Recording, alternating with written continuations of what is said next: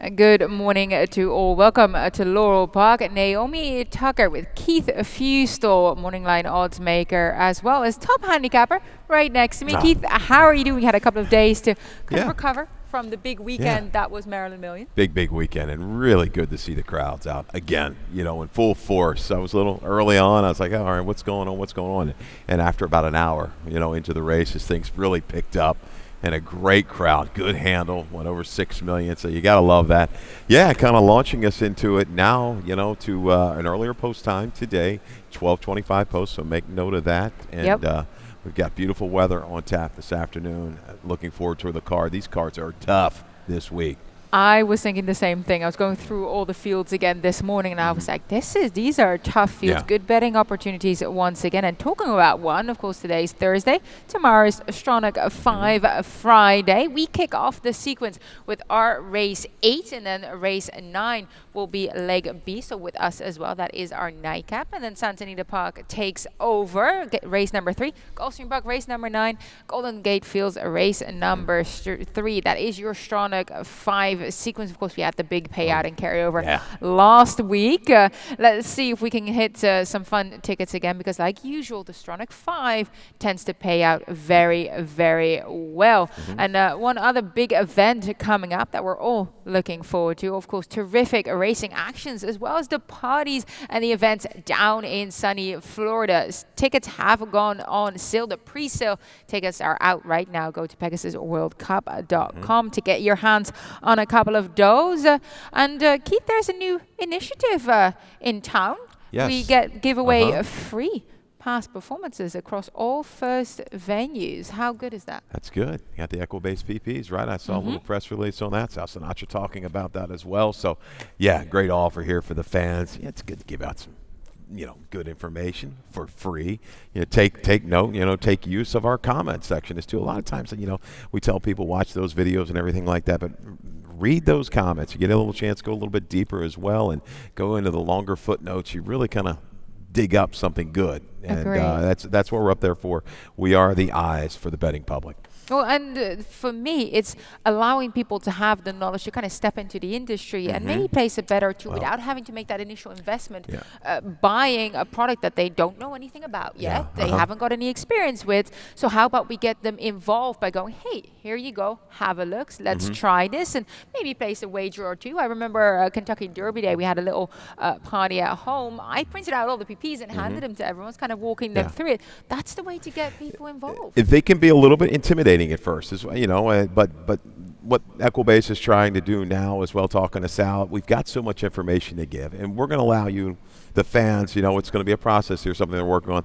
Pick and choose what you really like to use as well. Start developing your own, running lines, your own PPs, the way you like to handicap. So I like that we're kind of conforming. We're working with the people, give them an option instead of being so rigid, and that maybe things have been in the past. So I think we're going to, hopefully down the line gather some new bettors. That's what we're hoping for. Yeah, absolutely terrific initiative as pioneered by the Stronach Group and First Bet, First Racing, of course, available on all our platforms. But let's talk about what's coming up today. We'll have a look at the track conditions. Fast and firm. I do remember we had a fair bit of rain, but the turf track has held out very, very well. It has, yeah. We're going to go fast and firm this afternoon. I know we've got some rain in the offing, it looks like, later tomorrow. But, hey, we're going to deal with a great day this afternoon. There it is. Track playing pretty fair. We had that Maryland Million Day. That inside was pretty good. That inside for the most part. Yeah, and how good did Ferris Allen's horse run, though? Outside wide pretty much the whole way with that late charge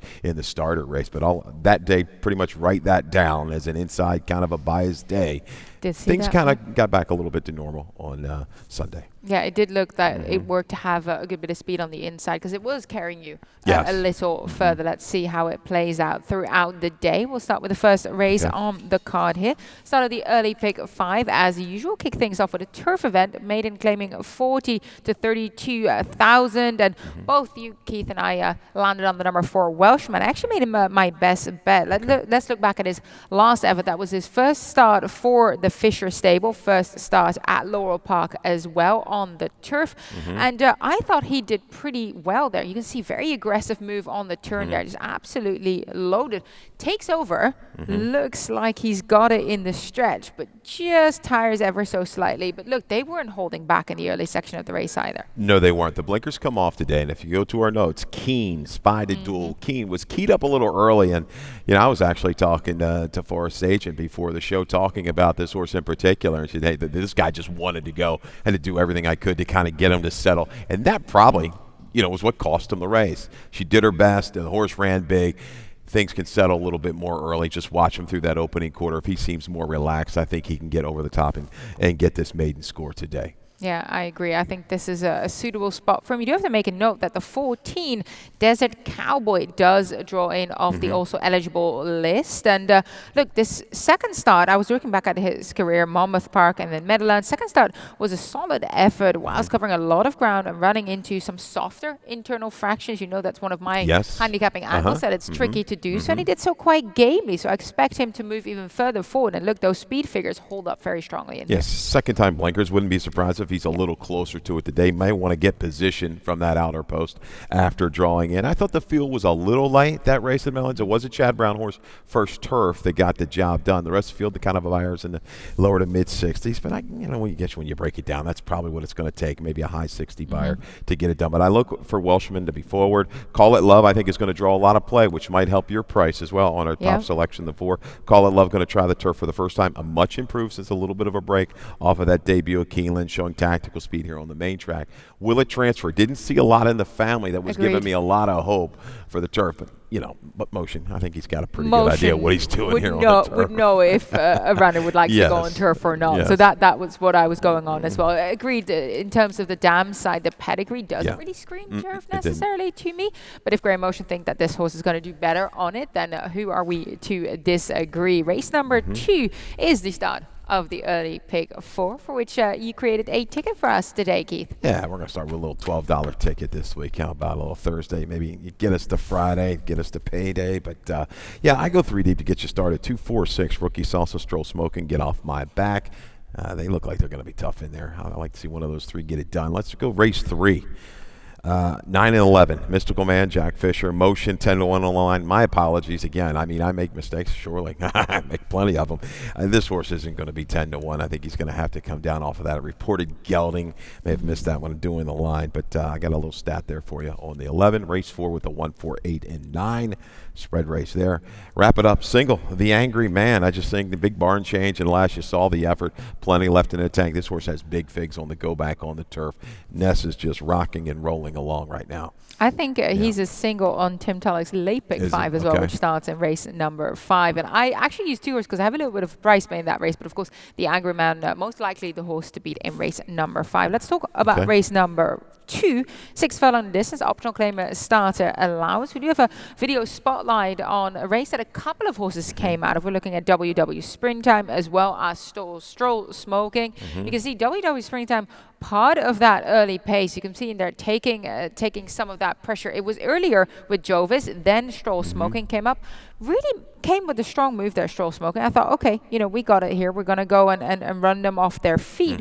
Wasn't able to seal the deal, but he has showed a lot of improvement back on the up again because he wasn't really showing us what he used to do in his last 2 before that. That was a big effort by Jovis, too. A little trouble taking out, going around on the track. Outside wasn't the greatest that day. Well, that's why I give an edge with Stroll Smoking. Kieran with this kind of move off the claim, dirt claim, 17 for 55, 31% first off the claim with this type of a layoff, the 31 to 60 day layoff. WW Springtime showed a little bit more speed than what he had been showing in the past. If he goes back to kind of like that chaser mode, I think Stroll Smoking can kind of clear in here and take this field wire to wire. You got to worry about Rookie Salsa and Get Off My Back. 2 horses that have tactical kind of running styles that will make a move into it for Claudio. They're dangerous, tough to separate from me. Yeah, I think Rookie Salsa is going to get a lovely stalking trip. Is down on the inside. We know that rail has been pretty good. He's going to allow them to kind of clear forward. I think he's going to come with a good run, so I ended up using him on top. But I must admit, I was switching my picks around a fair bit in this race. I looked at this again this morning because I had Stroll smoking higher up.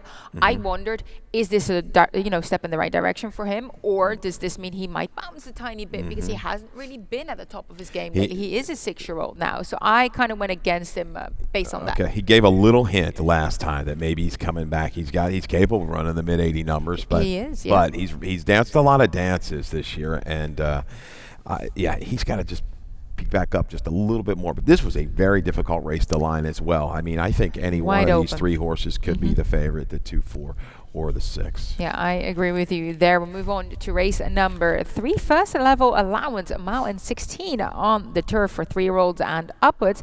Let's start with your top selection, Keith. Look, I didn't get to this runner. You do have a stat play on him as well. The number 11, Jimmy P, for trainer Graham Motion, comes off a break. Now first time gelding. Look, your stat plays, I can't remember the last time they didn't hit. Well, no, they don't hit sometimes. But they hit nearly all the time. Don't be shy now. I got to think they're pretty profitable. And a lot of times, they're not like the chalks. We like to give a little value here. And this one I have lined at 10. I whiffed. I don't know why.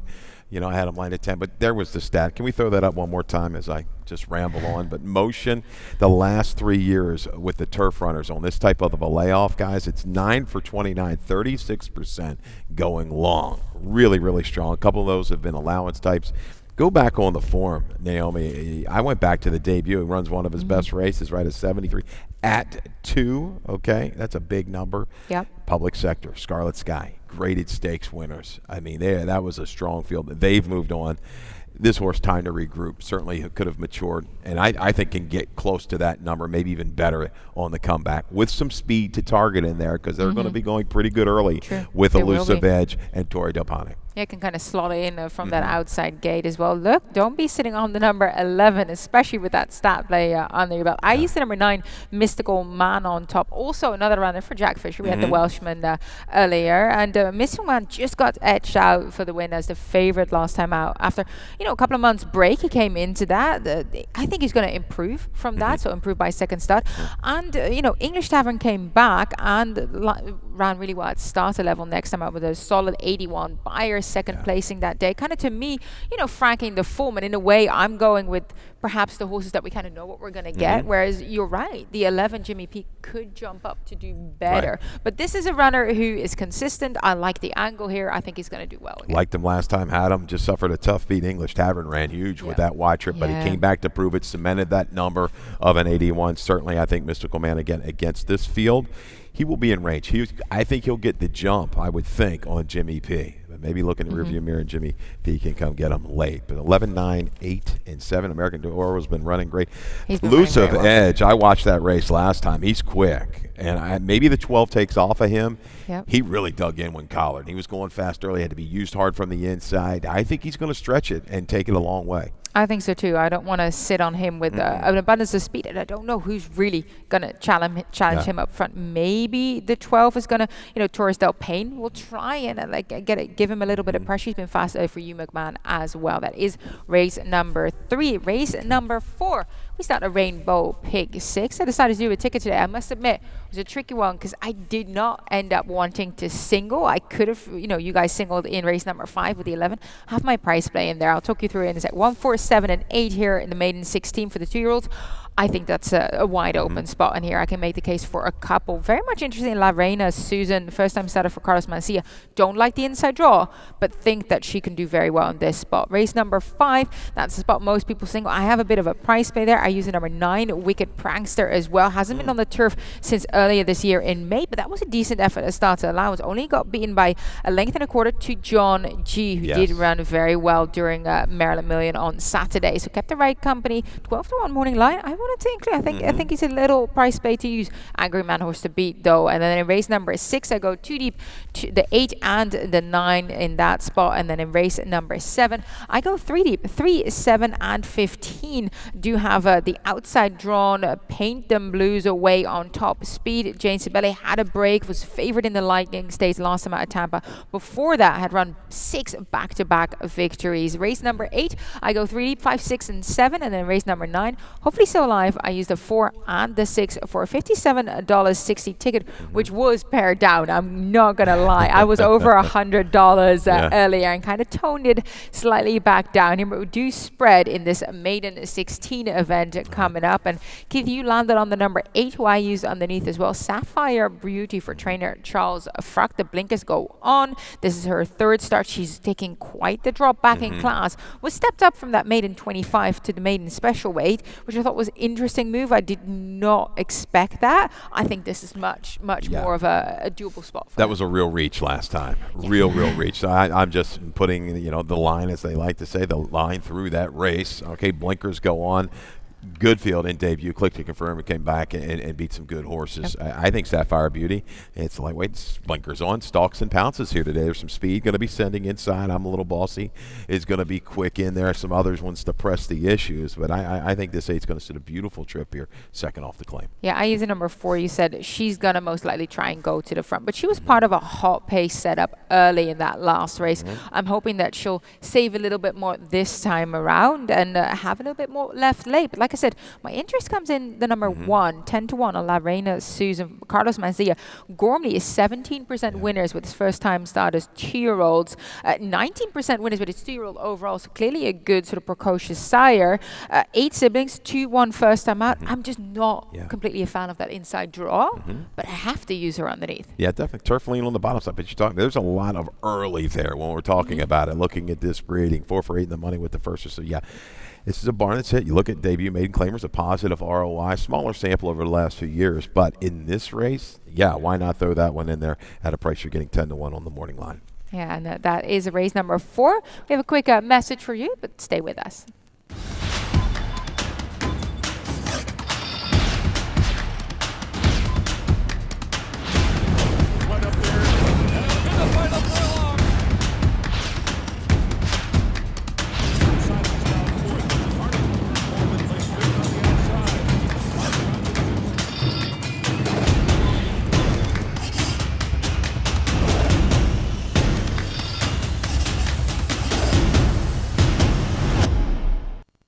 Welcome back to Laurel Park. We are on race number 5 of 9 live races coming your way this Thursday. 1 mile on the turf, the distance for the optional claim and starter allowance. And look, everyone's singling on the number 11, the Angry Man. So let's talk about him. He does get back on the turf as well. And of course, we have a late pick 5 for Tim. Before I forget, he singles on him as well, as I highlighted.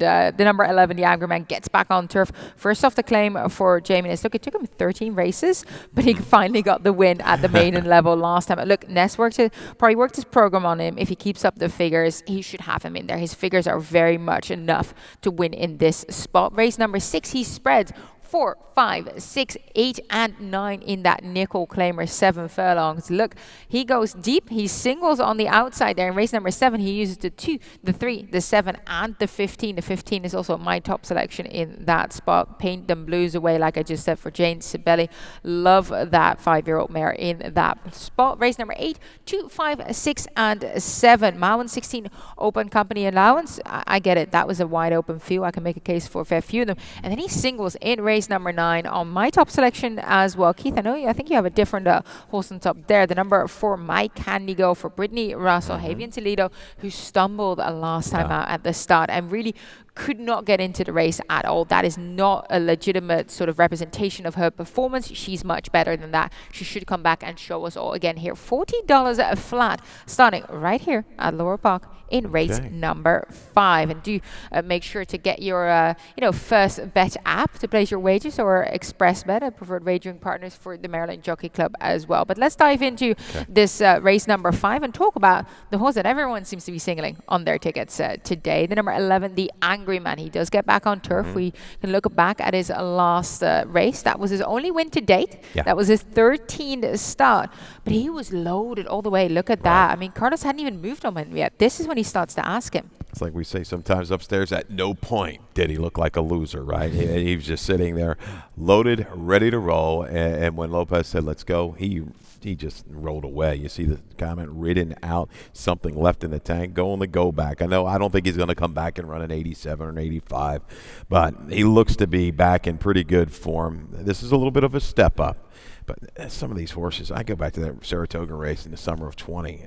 Doswell, Greatest Stakes types of horses, really, really good fields. I think he's going to get position. Some horses will kind of move to his inside. He may be caught 2 or 3 wide early. That's okay. Yeah. He'll just make a steady progression up to him, and I think he's in sharp enough form. Back to the turf, not an issue for me. I think he can grind him down. Yeah, I use the number 9 as a price play in here, 12-1. This is a runner who has not been on the turf since May of this year at Pimlico, Wicked Prancer, but did pretty decently, running fourth to a very tough John G, who then came back to win at optional claimer level. And of course, most recently, nearly got to some kind of magician in that blanket finish in the Maryland Million turf. So clearly, John G, very good sort of barometer of a horse to hold against. I like Wicked Prancer's chances here if he improves getting back on the turf. I think he doesn't particularly like the main track as much. Runs okay, but I think he just showed a little bit better on the turf if I'm going on his past performances. Both you and I also use a couple of other horses on the Lightning Rod, the number 8 for Jane Sibeli. 2 back was a really solid performance. 4th by 3/4 legs against a bit of a tougher group, I feel, over mile 8th on the grass. I like him when he's a bit more forwardly placed. Now, I'm not sure if he's fast enough to do that here, but if he does, he's definitely in game. I was looking for a little bit more of a rating and move from a little further off of it last time. He was up with the flow again with Anti-Poison. The 2 is in very good form right now, holding form, gets good position from the inside. I don't think the 2 is necessarily a horse that has to be on the front end as well. This is kind of a wide open race outside of me liking the Angry Man. A lot of different ways to go. Good pickup on the 9. It's his first time blinkers on the turf for Wicked Prankster as well. He was all over the place at Pimlico, maybe runs a straighter course today. He will be part of the pace flow. And what I think is a kind of a head scratcher of a race. I think I can depend on the Angry Man. The rest of these, not so much. So we could have a little blow up underneath in race number 5. We might. I'm certainly trying to bank on it here. Okay. Race number 6 is up next, which is 7 furlongs, 1 turn here. Nickel claiming nominees at 2 lifetime. And I land on number 8. So do you, Tyreek, for trainer Damon De Lodovico. Let's look back at his last race where he didn't get away that way. It was a slight misstep. He didn't completely go on his face, but you can see he just kind of had to re-steady and balance himself. And it did cost him a couple of lengths there early. I did like how he got himself into the race straight away. I think Ty's did a good job kind of, allowing him to gradually slide with them. So I think it didn't cost him the win. I don't think he would have gotten to Alpha Q, who you can see is kind of a runaway leader there. But I do think he probably would have finished up a little bit better. Alpha Q was on the drop, was able to control the speed, control the pace, I should say, and was able to dominate. Tyreek a little missed up. They went quick early, and he made a very willing run into those fractions late. I like that. Key scratch that I hear, the 2, Baltimore, is gone. I think that's going to leave the 8 as possible favorite in here for Damon. I like 3rd off the break, maybe a little bit better, but I think this one's going to be all right. 2nd time off the break here for De Lodovico. I think so as well. Damon De Lodovico hits at 17% with those type of runners, and that is pretty decent. I used the number 9, Crying for More underneath. He's going to show a little bit of speed, and I think JD Acosta is definitely going to be aggressive with this runner from the outside. 7/8 works. A little back up, a little shortening. Again, there's nobody that looks like they're really going to get away from the field. Will have position. The 1 is kind of a sneaky price play for me. Dapers Drink, turf to dirt, 2nd off of a break. Go back numbers with Gomez. Maybe just a jock that fits this horse. Work. Mid-50s, I'll use it. Going turf to dirt here on a drop as well. Amy Hall, she hits with a price every once in a while. She does, I put him underneath as well. You did mention a scratch of Baltimore that allowed me to use the 1 underneath because I definitely had Baltimore as my top selection actually in this spot. So by default, use the number 8 Tyreek. Let's hope he gets it done in here. Race number 7, 5.5 furlong dash on the lawn, an optional claimer 2 on the death for fillies and mares 3-year-old and up. I landed using the 15, but we'll start with your top selection here. Whispering Kitten, who I used underneath as well. Look, you can go a few ways in this field. Michael Merriman trains, and she sat behind the leader as part of an honor space that day. She does come with a very tenacious close when she swings wide into the stretch. That's the kind of, the kind of acceleration that you'd like to see, and she just missed out there. Yeah, and really didn't get asked till about the 3/16 pulse, which is at least I think once or twice here through the stretch. Got me a little concerned. But Beantown Baby's a killer, a really, really good turf sprinter, and she makes a valiant run at her just to miss. against this field and looking at the speed that's signed on, I can see her relaxing from a little bit further back, Naomi, and making that run. Maybe take some cover around the turn and then go from there, top of the stretch home. Michael Merriman doing very well with the turf sprinters. This is the best race on the card. Hats off to the racing office. This is as good as a 2 other than you're going to get this time of year, going 5.5 on the grass. This is a great race. I think there's going to be money. If the 15 had a recent race with better form, she's in great form coming into it, and she's run well off of long layoffs. The barn's been a little chilly. That's why I was a little hesitant on that line. Normally, you look at a horse like the 15, she's going to be 8-5 in here. Maybe she will be. I had to, kind of tone things down a little bit. She's speed from the outside, but there's some other quality horses in here. I agree. I mean, I use the number 15, Paint and Blues Away, as my top selection, but we also have the Jamila Stakes winner in Ellenation in here. And then we have Christophe Clement with a runner coming up. Mumbai comes up here from Monmouth Park after winning Open Company allowance there. There's so many ways to go in this spot. You use a bit of a price base well underneath. The number 4, Flying on the Ground, 12-1 for Elizabeth Merriman. She works for me. Again, found herself on the front after a little bit of bobble. Sometimes horses bobble and they just want to go. They react to it. And I think that's what happened last time. She's better from a little further off the pace. She draws inside. I think that's going to be good too. She's really got a time to run right at 5.5. 5, I might have liked her a little bit better, but drawing inside, I think, is going to boost her chances at a price. This is a race. It's got.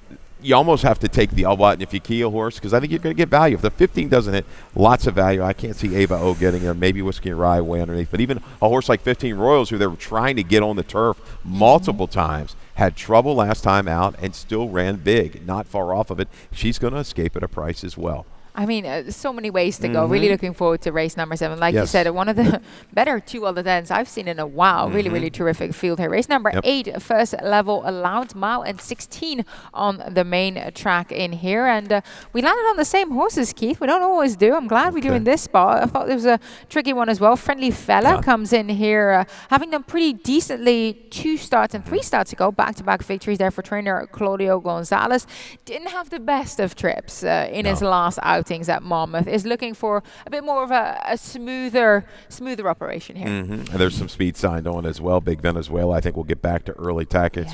Great run last time, overcoming the early trouble. That horse, really, really surprised me. Titans Will at a monster price took things a long, long way. But you're right. This was a tough race to line, especially. Tough race to handicap. Friendly Fella is a 6-time winner, right, if I'm not mistaken. Right, made a lot of money. I'm going to toss the last. Has positional speed. That's a 2-turn mile at Monmouth. I'm not worried about the outer draw here as well, as the speed will leave from the inside. So I think Friendly Fella gets back on track, makes that move from just off the pace. But I think the real horse you got to wonder about is the 5, Lidstrom. A big purchase, over $2 million purchase. Finally put it together last time out. Yeah, a half-brother to Nyquist, perhaps explaining the big price tag. Let's look at that last race, because you know what? He wasn't an easy horse to ride by the looks of it from his first 2 races. Really needs that guidance from the jockey. And Charlie Marquez, guides him pretty decently in here. Still has a fair bit to do. I must admit, I wasn't on board with him today. I thought, you know what? I'm not sure he's got what it takes. He really needs to up his game in terms of his professionalism. Well, he did that here because, normally he goes inwards. He kind of went all over the place in his last couple of races. You can see him, still coming in when switching that lead. But he keeps a bit more straight here, doesn't he? And he keeps on grinding as well. This was a bit of heart he's showing here because he wasn't done. Exactly. Laying in on that left lead and gets back to the correct lead and just sustains the run. That was key. Charlie, very patient early on this one as well. He settled off back to left lead there. So still learning the game. That was a solid final quarter. Numbers-wise, works, needs to step it up maybe a little bit further. But isn't that the way this game goes? You chase a horse, then you jump off of him, and then he beats you. At the 3-1. You gotta love gambling, but look, that's why we play the game. Underneath, but I wasn't gonna use him on top in here just because there's still that little touch of greenness that it will have to overcome. Race number 9 is the final race on our card here. Optional claim a starter allowance, mile and 16 on the turf to close things off. And look, completely different selections again, Keith. But we'll start on the number 6, Awesome Jazz. Of course, a very strong second in the Old Brandy Stakes not too long ago behind Kiss the Girl. JD Acosta remains on board, 1 on her last time. Look, she's somewhat of a deep closer sometimes. It really kind of depends what they decide to do with her. I wonder if she's just going to be a bit more within reach here. Definitely for for purposes of watching, you think it's a bit more enjoyable to not have her 11 lengths out. No, I mean, the last time out, it looked like she was clearly beaten top of the stretch, but JD did a great job finding some room and getting it done, a late surge. Yeah, she's just all over the map here in distances, but it's just timing the run. That's all. That's what he has to do. The key for JD: don't move too soon on her. Try to save a little ground, relax somewhere in mid-pack, and I think just push the button about the quarter pole, and you're going to be fine. I think you take it from there. That's the key with her, because when she puts it together, she's faster than these overall, and I think that's the key today. She'll settle in mid-pack. You got some speed. Double fireball will go. No down days will be close. Just got to be patient. I use my Candy Girl on top, also single for Tim in this spot for training Brittany Russell. Look, the race was over last time out here at Laurel for her at the gates when she did not get away cleanly at all. But before that, ran a very decent fifth against some tough horses in Saratoga. I think those type of races are more reflective of what she's capable of. I think she's going to come back into her prior form here and do pretty well. And then I use no down days based on the fact that, look, she was on the lead, did a bit much at Belmont, was also, I think, a touch outclassed, was behind a couple of next out winners in that field. That wasn't easy. But if you look back 3 starts ago at Colonial, the mile and the eighth, really kind of, that once you get in that perfect position, she's capable of closing and rallying for you and putting her head down. And I like that performance for trainer Jerry O'Dwyer. Okay, I'll toss in Color Crush. Last time a little bit of a hiccup, had some trouble, some traffic, coming past the 8th pole to the 16th pole. She finished up okay. Might just get a little bit more flow to her liking this afternoon. That's a tough one, the last race. My Candy Girl, certainly, I can see her when she breaks good and she's up on the lead, she'll fight for a while, but I just wonder if she's going to get softened up just enough to get one of these closers past late. This is a tricky field, actually, in the last race. I'm not taking anything for granted here. We've got a couple of very deep fields coming your way, especially on the turf. I'm not surprised if we get a multitude of double-digit winners today. No, and that's been the trend here at Laurel Park. And if you're not betting it, you're making a huge mistake, because you're seeing the prices that are going up. Prices, Maryland Million Day, late pick 5, we're sitting on 90,000, 40,000. Just huge payouts, huge opportunities, especially now with the turf racing. So, and you're getting that moving forward. As tomorrow with the weather a little iffy, take advantage today if you can, no doubt. Yeah, no, a quick question before we sign off here. We talked about some of the trends that we saw on the main track. Have we seen any trends on the turf? It's been pretty evenly, right? Pretty even. Maybe still just a little bit off the pace you can get it done, but I think the turf course has played pretty fair for the most part. I like it. Anybody's got any other opinions? Let me know. That's kind of how I see it. All these races run together for me, Naomi, sometimes. I did remember the little bit of a golden rail that we had over the weekend. I did notice that speed was carrying quite well, which I like, because I like handicapping for a little bit of speed. So let's see how it will play out today. We'll keep you up to date, of course. Fast main track, firm turf. 9 races coming your way. Good luck, everyone. Got it. Good luck.